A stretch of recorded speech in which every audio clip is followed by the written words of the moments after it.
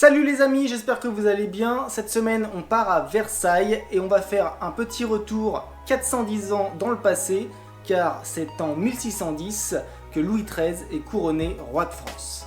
Il faut savoir que le roi est déjà venu durant son enfance au domaine de Versailles. Il s'est d'ailleurs passionné pour l'environnement qui est idéal pour pratiquer la chasse. Et en plus, le domaine est idéalement situé puisqu'il est situé entre sa résidence de Saint-Germain-en-Laye et celle de Paris.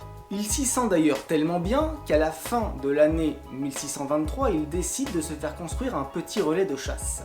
Il pourra y dormir dès juin 1624. Mais ce n'est pas fini, puisqu'en 1631, il décide de faire bâtir un deuxième bâtiment, et celui-ci est à l'origine du château que nous connaissons aujourd'hui. En octobre 1641, le roi Louis XIII décide d'envoyer son fils, le futur Louis XIV, au domaine de Versailles, afin de fuir une épidémie de petite vérole qui sévit dans le palais des Tuileries. Mais il faut attendre 1651 pour que Louis XIV, désormais roi de France, revienne régulièrement sur le domaine. Et c'est là qu'il se prend véritablement de passion pour les lieux et qu'il décide d'engager des travaux d'envergure en 1661. Et c'est à partir de là, et ce jusqu'à sa mort en 1715, que le château et son domaine vont connaître d'importants travaux, comme l'avant-cour en 1662, ou bien le pavillon des secrétaires d'État, ou encore l'aile du Midi. Pour ne citer que, bien sûr, il y a énormément de bâtiments qui sont construits et des jardins aménagés. La demeure passe progressivement du petit pavillon de chasse à la résidence de plaisance. On y voit très régulièrement des grandes cérémonies, notamment dans la Galerie des Glaces. Mais à la mort du roi Louis XIV en 1715, les travaux sont très loin d'être achevés. Par la suite, le domaine va connaître une grande période d'abandon, et c'est qu'en 1722 que le roi Louis XV demande à la cour de revenir à Versailles.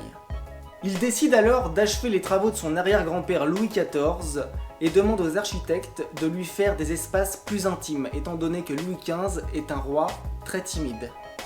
En 1774, c'est Louis XVI et sa femme Marie-Antoinette qui y vivent. Mais quelques années plus tard, c'est l'image des souverains qui se dégrade totalement en France, notamment vis-à-vis du peuple, mais aussi de la noblesse. Et c'est d'ailleurs dans les journées du 5 et 6 octobre 1789 que les foules se déchaînent, ce qui pousse le roi et la reine à partir de Versailles définitivement. Il faut attendre l'ascension au trône de Louis-Philippe comme roi des Français en 1830 pour que Versailles connaisse un véritable renouveau. Louis-Philippe engage des travaux titanesques dans le château et ses aménagements continueront bien après son départ. Par la suite, Napoléon III par exemple a utilisé le palais comme lieu de fête. Et aujourd'hui nous pouvons visiter ce lieu magnifique où les rois et reines de notre passé ainsi que des personnalités de l'époque ont déambulé. Après ce condensé d'histoire, parlons maintenant du château et de ses jardins. Pour sa construction, Louis XIV a fait raser des collines et assécher des marécages. Jusqu'à 36 000 hommes ont été mobilisés, il y a eu beaucoup de morts et beaucoup de blessés. Les travaux auront duré 53 ans. Mais encore aujourd'hui, le château reste en perpétuels travaux. Et oui, puisqu'il y a encore des pièces à rénover et les jardins à entretenir. Le château compte pas moins de 2300 pièces réparties sur 63 154 mètres carrés. Pas moins de 1944 fenêtres et 352 cheminées, sachant que les cheminées il y en avait beaucoup plus à l'époque de Louis XIV. Faisons un petit stop maintenant sur la Galerie des Glaces afin de parler de ses dimensions hors normes pour l'époque. 73 mètres de long par 13 mètres de large sur plus de 12 mètres de hauteur.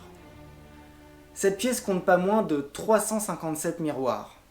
Des spécialistes ont étudié le coût des travaux pour l'époque et ça représenterait aujourd'hui pas moins de 1,2 milliard d'euros. Les jardins. Les jardins de Versailles, à la géométrie parfaite, au style baroque à la française, aux allées bien droites, aux arbustes parfaitement taillés, ont été créés par André Le Nôtre, qui était peintre, mais paysagiste avant tout. Ces jardins sont agrémentés de plus de 300 statues, mais aussi des terrasses, des fontaines et le Grand Canal bien sûr. Le Nôtre aimait jouer avec les perspectives. Il disait d'ailleurs « L'œil crée la perspective, mais la marche, elle, la fait vivre ». Il est également à l'origine des 14 bosquets et de beaucoup d'autres espaces paysagers.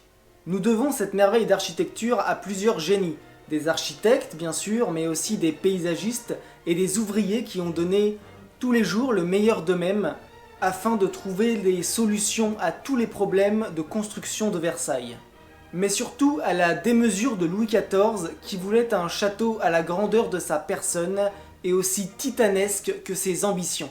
Alors la prochaine fois que vous irez visiter Versailles, n'oubliez pas que en déambulant dans ces longs couloirs, vous marchez sur le même sol que l'un des plus célèbres rois de France, le roi Soleil. Et bien voilà les amis, cette vidéo est terminée, j'espère qu'elle vous aura plu. Mettez des commentaires, partagez au maximum, un pouce bleu, abonnez-vous. Voilà, tout ça c'est très important, je viens de commencer sur YouTube et c'est ça qui va me permettre d'avoir un bon référencement. Je compte sur vous, à bientôt, ciao!